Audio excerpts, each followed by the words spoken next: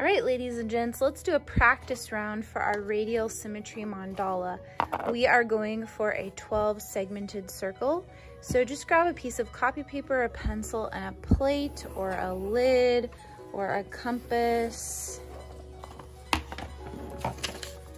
And go ahead, practice turning your paper, not your scissors. See how precisely and cleanly you can cut.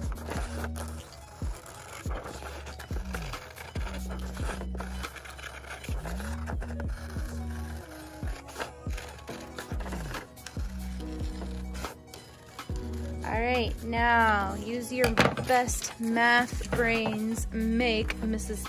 Phillips proud. How in the world are we going to take this beautiful circle and turn it into 12 even pieces of pie? So I have two ways for you. I have the mathematical way and I have the cheater way.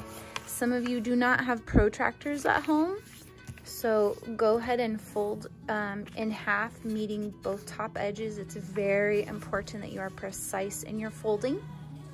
Open it back up and now use this center crease as a reference for your next fold. Meet up the two crease lines, meet up the top edges, make sure it's, not overlapping one way or the other.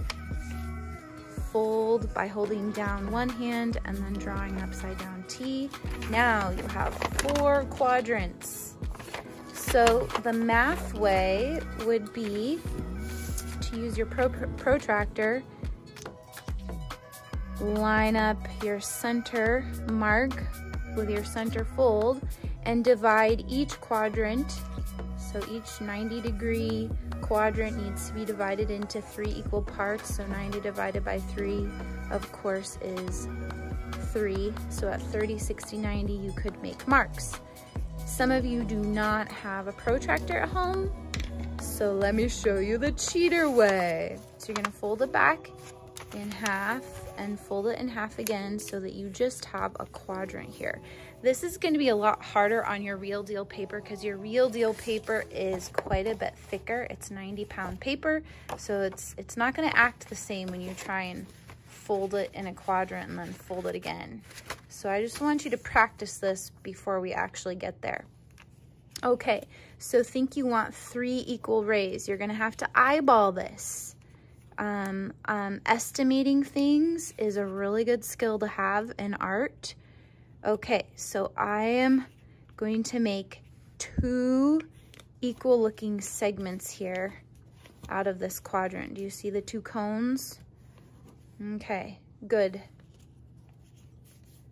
And then I'm going to use this folded line from eyeballing my 2 equal segments.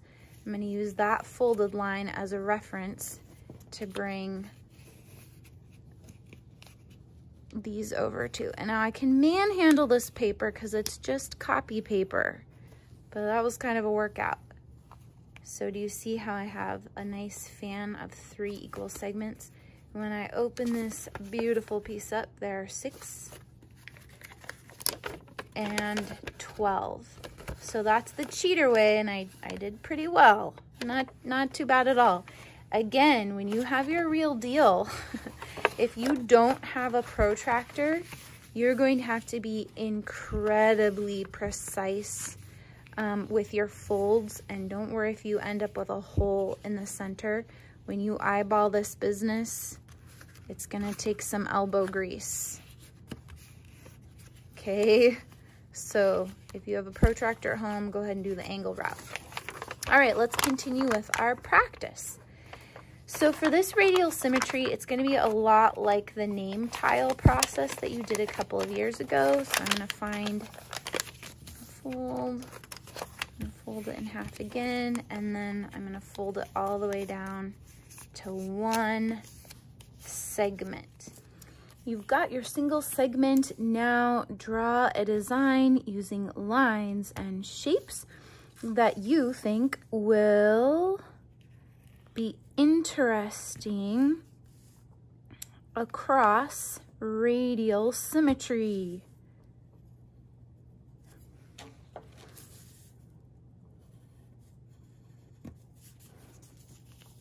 So I have just one segment, 1/12 done.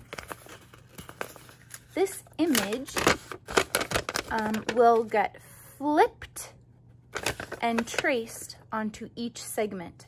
So if I'm going to the right, this image will get flipped to the right. If I'm going to the segment to the left, the image will get flipped to the left.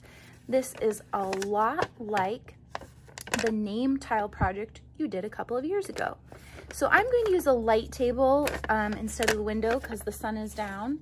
The light table is a little funky, sorry about that, but you'll be able to see the process for what's going on. So you go ahead and create your segment while I get the light table ready.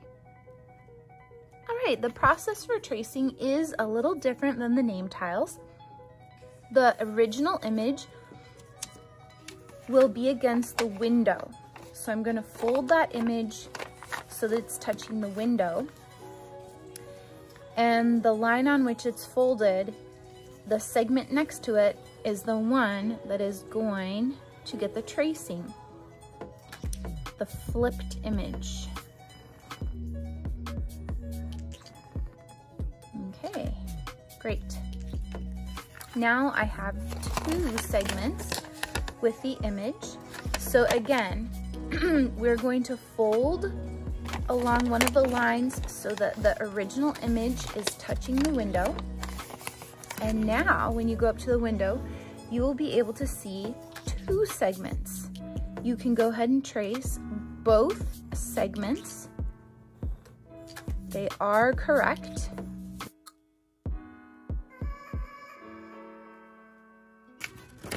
Now we have 4 segments. We're going to repeat this process.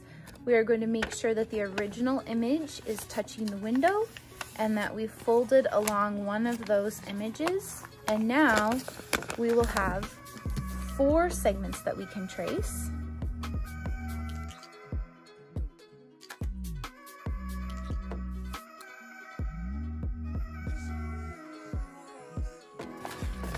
And now we just have a final 4 segments. So again, fold the original image along one of the lines where the segment needs to be traced.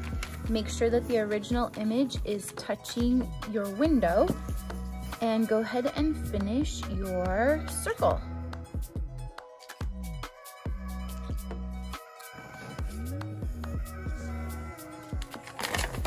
So you can see how the shapes play with each other once they're flipped and radiated around the circle.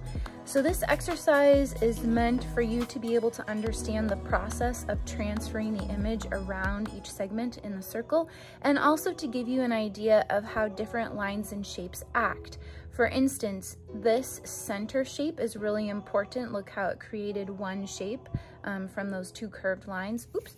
And also, I'm going to be a lot more careful with my tracing on my real deal. So this just kind of gave me an idea of what's possible. This is also a fun project all on its own. You could color this in and give it as a gift. So this is the process for the mandala. Go ahead and grab your real deal and we'll walk you through